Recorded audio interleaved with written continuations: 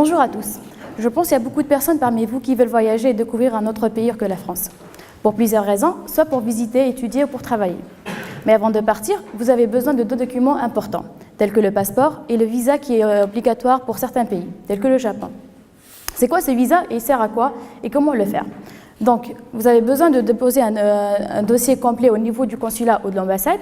Eux, de leur côté, ils vérifient la conformité des documents et que si le dossier est bien complet. Au bout de quelques jours, ils vous délivrent un visa qui vous permettra de voyager en toute sécurité et conforme à la loi. Savez-vous qu'il y a un document aussi qui s'appelle visa, mais dans le domaine de la construction et du bâtiment? Avant de commencer, j'ai posé la question à plusieurs étudiants, mais beaucoup de personnes ne savent pas c'est quoi le visa.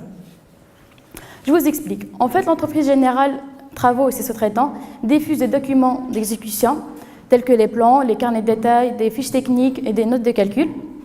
C'est des documents, comme son nom l'indique, c'est d'exécution, qui sert à l'exécution de l'ouvrage ou à sa construction.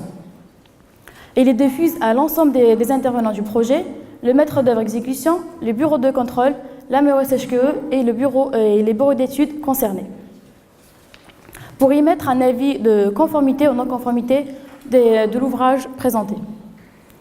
Donc chaque intervenant doit viser le plan et y mettre un avis.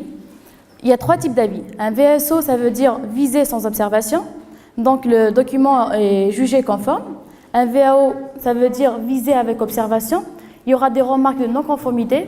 Cela explique qu'on ne peut pas réaliser directement l'ouvrage, mais les remarques n'ont pas une incidence majeure sur la réalisation de l'ouvrage. Refusé, cela veut dire qu'il y a beaucoup de remarques et que les remarques ont une incidence majeure sur la réalisation de l'ouvrage. Donc, une fois que tous les intervenants diffusent le plan avec leur avis, nous, autant que maître d'œuvre exécution, on synthétise et on compile toutes les remarques et le visa, mais attention, ça ne veut pas dire qu'on fait un visa synthèse, mais un visa chapeau. Pourquoi? Il faut savoir que le maître d'œuvre exécution, c'est lui le garant qui a la vision globale sur l'évolution chantier. On suit et on dirige les travaux, on suit aussi l'aspect financier et aussi tout ce qui est contrôle qualité des travaux, comme il l'a expliqué Mahmoud tout à l'heure.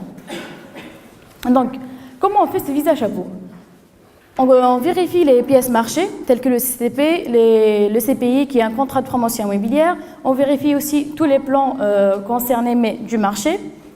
On vérifie les comptes rendus qu'on fait chaque semaine. Et à partir de là, on peut diffuser notre visa. Ce visa peut être diffusé avec un VSO, donc l'entreprise elle peut commencer directement les travaux. Dans le cas où c'est un VAO ou refusé, donc l'entreprise elle doit nous rediffuser ce document, mais avec un nouvel indice, tout en intégrant les remarques. On conclut que le visa, c'est une mission importante pour le chef de projet ou pour le maître d'œuvre exécution, car cela permet de vérifier la conformité des documents et de l'ouvrage et permet de lancer un ordre d'exécution pour la réalisation des travaux. Merci pour votre attention.